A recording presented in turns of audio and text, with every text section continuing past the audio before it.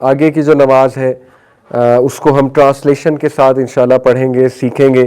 جو رکوع ہے اس کا مطلب کیا ہے، سبحان ربی العظیم، پھر سمیع اللہ لمن حمیدہ کا کیا مطلب ہے، اور اس کے بعد جب آپ سجدے میں جاتے ہیں تو سبحان ربی الاعلیٰ کا کیا مطلب ہے، اور کیا اور دعائیں بھی پڑھی جا سکتی ہیں سجدے میں. یہ بھی ایک فقہی پوائنٹ ہے کہ اور دعائیں پڑھی جا سکتی ہیں کہ نہیں پڑھی جا سکتی ہیں. پہلی تو بات، فرض نماز میں اردو میں دعا نہیں کی جا سکتی، نہ کسی اور لینگویج میں، عربی میں ہی کرنی ہے فرض نماز میں. ٹھیک ہے. باقی یہ کہ آپ مزید دعائیں بالکل کر سکتے ہیں، قرآنک دعاز بھی کر سکتے ہیں سجدے میں فرض نماز میں، لیکن بہتر یہ ہے کہ وہ کریں جو اللہ کے نبی نے سکھائی ہیں. وہ 7-8 دعائیں، سبحان ربی الاعلیٰ 3 بار، آڈ ٹائمز از بیٹر، 3 5 7 9، کیونکہ اللہ کو وطر پسند ہے، آڈ پسند ہے. ٹھیک ہے. اس کے بعد سبحانک اللہم ربنا و بحمدک اللہم اغفر لی، یہ سکھایا. یہ 1 بار بھی ٹھیک ہے، 3 بار بھی ٹھیک ہے، 5 بار بھی ٹھیک ہے. اسی طرح سجدے میں اللہم اغفر لی ذنبی کلہ دکہ و جلہ، بہت خوبصورت دعا ہے. اے اللہ میرے گناہ معاف فرما، اللہم اغفر لی ذنبی، اے اللہ میرے گناہ معاف فرما، کلہ تمام کے تمام، دکہ و جلہ چھوٹے اور بڑے، اسمال اینڈ لارج، و اولہ و آخرہ پچھلے اور آنے والے، یعنی ہر گناہ، پچھلے پاسٹ کے، آنے والے جو میں نے آگے کرنے، وہ علانیتہ و سرہ، جو اعلانیہ کیے اور جو چھپ کر کیے وہ بھی ہے. بہت خوبصورت دعا ہے. تو یہ بھی سجدے میں پڑھی جاتی ہے. اسی طرح اللہم انی اسألک بانی اشہد انک انت اللہ الاحد الصمد الذی لم یلد ولم یولد ولم یکن لہ کفوا احد، یہ بھی پڑھا کرتے تھے ہمارے نبی صلی اللہ علیہ وسلم. اسی طرح سبوح قدوس رب الملائکۃ والروح، سبوح کا مطلب ہے پاک ہے اللہ، قدوس ہولی ہے اللہ، قدس سے نکلا نا، ہولی لینڈ، قدس کہتے ہیں نا مقصد کو، قدوس ہولی ہے اللہ سبحانہ. رب الملائکۃ والروح، ملائکہ اور روح کے رب ہیں، اینجلز کے اور جبرائیل السلام کے رب ہیں. یہ بھی سجدے میں کہتے تھے ہمارے، یہ سجدے میں بھی کہتے تھے، رکوع میں بھی کہتے تھے. 1 بار بھی کہہ سکتے ہیں، 3 بار بھی. دیکھیں ہمیں سیکھنی چاہیے دعائیں. اب دیکھیں نماز کو بیوٹیفل آپ نے بنانا ہے تو کبھی آپ سجدے میں سبحان ربی الاعلیٰ کہیں، کبھی آپ یہ کہیں اللہم اغفر لی ذنبی کلہ دکہ و جلہ، یہ والی دعا. کبھی آپ یہ کہیں سبحانک اللہم ربنا و بحمدک اللہم اغفر لی. اتنی ویرائٹی ہے، اتنی ڈائنامک نماز بنائی جا سکتی ہے. اسی طرح ہم ایک مسٹیک کرتے ہیں درود کے بعد. یہ ہماری ایک معاشرے میں پتہ نہیں یہ کہاں سے چیزیں آئی ہیں کہ اصل میں دعا قبول ہوتی ہے نماز میں، سجدے میں اور نماز کے دوران. درود کے بعد دعا قبول ہوتی ہے، حدیث ہے عطیہ میں درود کے بعد دعائیں کرو. صحابہ کہتے ہیں نبی صلی اللہ علیہ وسلم اتنی دعائیں کرتے تھے درود کے بعد کہ ہم کہتے تھے سلام پھیرنا بھول گئے. نبی صلی اللہ علیہ وسلم سلام پھیرنا بھول گئے. ہم کیا کرتے ہیں پتہ نہیں کیوں کرتے ہیں ایسے. درود کے بعد ایک دعا، اونلی 1 دعا، ربی جعلنی مقیم الصلاۃ، جو بچپن سے قاری صاحب نے سکھائی ہوئی ہے. سلام پھیر لیا جاتا ہے، جماعت کے ساتھ بات کرو. اس کے بعد ہاتھ اٹھا کے دعا کی جاتی ہے جس کی کسی کو سمجھ نہیں آ رہی، اور وہ صرف اینڈ میں ایک جملہ سمجھ میں آتا ہے صلی اللہ علیہ وسلم، اور پھر اس طرح ہاتھ پھیر لیے جاتے ہیں. ٹھیک ہے، جماعت کے بعد کبھی کبھی دعا کی جا سکتی ہے اس طرح سے اگر ضروری کوئی موقع ہے، اجتماعی دعا بیماروں کے لیے. لیکن اس کو روایت بنا لینا کہ اس کے بغیر نماز ہی نہیں ہوئی، یہ پتہ نہیں کہاں سے آیا.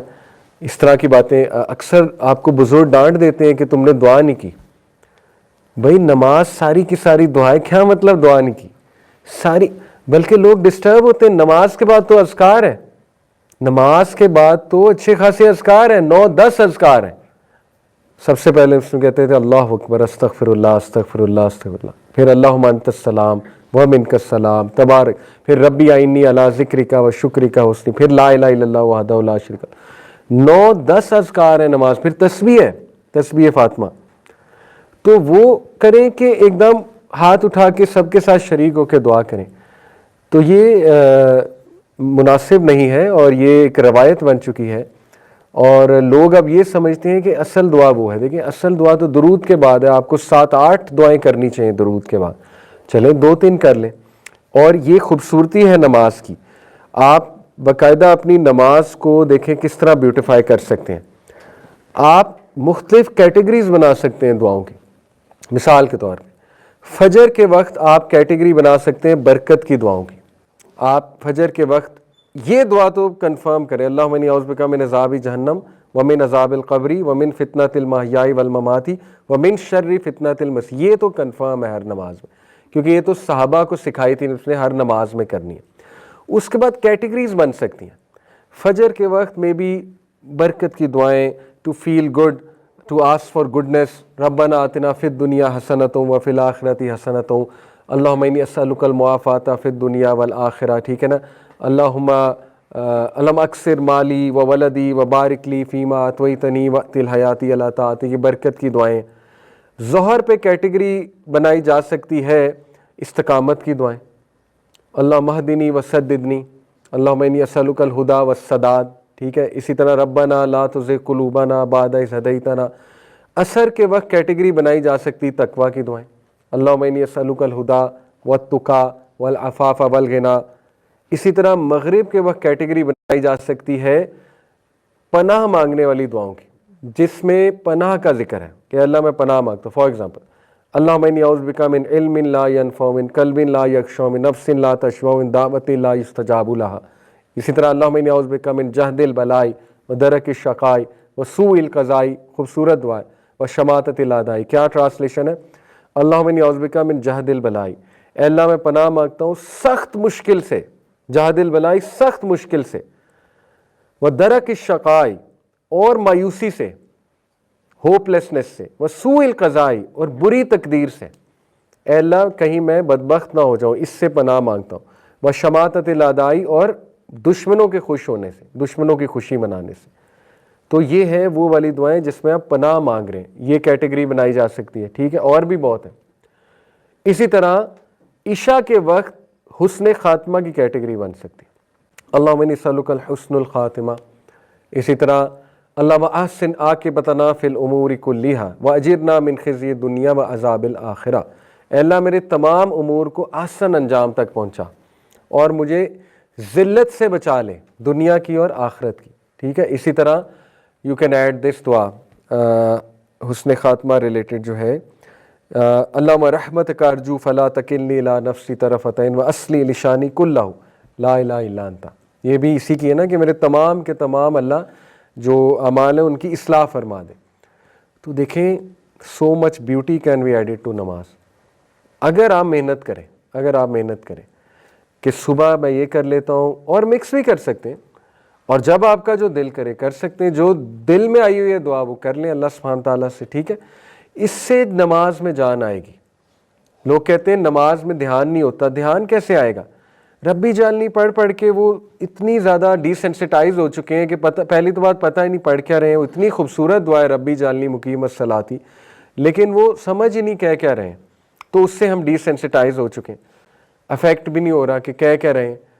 تو آپ جان لائیں اپنی نماز میں۔ اسی طرح سورہ اخلاص پڑھ پڑھ کے ڈی سینسٹائز ہو چکے ہیں، یہ ہم سب کا مسئلہ، تو اس میں مختلف سورج لائیں، حفظ کریں، 2-3 آیات حفظ کریں، پڑھا کریں اپنی نمازوں میں، مین کامن آیات، ٹھیک ہے نا۔ 30ویں پارے سے سٹارٹ کریں، حفظ کرنا شروع کریں، سنتوں میں پڑھا کریں، ریوائز کیا کریں قرآن کو، ٹھیک ہے، ذرا جان لے کر آئیں، مختلف سورج پڑھ کر جان لے کر آیا کریں۔ اس طرح رکوع میں کبھی کہہ دیا سبوح قدوس رب الملائکۃ والروح، کبھی کہہ دیا سبحان ربی العظیم، سبحان ربی العظیم، مکس بھی کہہ سکتے ہیں دونوں، کبھی کہہ دیا سبحانک اللہم وبحمدک اشہد ان لا الہ الا انت اتوب الیک، ٹھیک ہے۔ اسی طرح سمیع اللہ لمن حمیدہ، اس پر فیل کیا جائے کیا ہے سمیع اللہ لمن حمیدہ کا مطلب کیا ہے؟ اللہ نے سن لیا جو آپ نے کہا ہے، ٹھیک ہے۔ اللہ نے سن لیا کا مطلب ہے کہ ایک ہے اللہ سنتا ہے، سنتا ہے ایک اور بات ہے، سن لیا ہے ایک اور بات ہے۔ سن لیا ہے میں قبولیت ہے، سمجھ رہے؟ سنتا ہے میں بس فیکٹ ہے کہ سنتا ہے اللہ، سن لیا ہے میں ہے کہ سن لیا آپ کی بات، قبول کر لیا آپ کی بات، جو آپ نے رکوع میں کی، جو آپ نے سورہ فاتحہ پڑھی وہ سن لیا اللہ نے۔ اسی بات پر ہم جشن مناتے ہیں، سمیع اللہ لمن حمیدہ یہ کہہ کر ہم جشن کیا مناتے ہیں؟ ربنا ولک الحمد، یہ جشن ہے نا کہ اللہ نے چونکہ سن لی تو تمام کے تمام حمد کس کے لیے؟ اس کے لیے۔ اس جشن کو مزید الانگیٹ کرتے ہیں، حمدن کثیرن طیبن مبارکن فی۔ اس کے علاوہ نسل میں ایک جملہ کہتے تھے، ابھی میرے ذہن سے نکل گیا، وہ بڑا خوبصورت جملہ ہے کہ اتنی حمد جو آسمانوں کو بھر دے، زمینوں کو بھر دے اور ہر شے کو بھر دے، زمین و آسمان کے درمیان ہر شے، اتنی حمد اللہ کے لیے۔ یہ خوشی کیوں منائی جا رہی ہے؟ کبھی آپ نے سوچا ہے؟ حمدن کثیرن، ایک صحابی تھے، نبی صلی اللہ علیہ وسلم نے کہا سمی اللہ لمن حمدہ ربنا ولک الحمد، ہم پیچھے سے بولے حمدن کثیرن طیبا مبارکن فی۔ نبی صلی اللہ علیہ وسلم نے جب سلام پھیرا، کہا یہ کس نے کہا ہے؟ صحابی نے کہا میں نے کہا ہے، صحیح بخاری کی حدیث۔ اللہ کے نبی نے کہا میں نے 30 یا 40 اینجلز کو دوڑ لگاتے ہوئے دیکھا تمہارے الفاظ لکھنے میں۔ ثابت ہوا یہ پڑھو، نبی اس نے تعریف کی صحابی کی، تو وہ صحابی خوشی منا رہا تھا نا کہ واقعی حمدن کثیرن طیبن مبارکن فی۔ تو نماز میں خوشی لانی چاہیے، ٹھیک ہے؟ دیکھیں خوشی کا موقع ہے نا، سن لی اللہ نے، جو میری پریشانی تھی سن لی اللہ نے، جو میں نے کھڑے ہو کے مصلی پر بیان کیا، تو اللہ تک پہنچ گئی میری صدا۔ تو یہ ایموشنز لانا نماز میں بہت ضروری ہے انشاءاللہ۔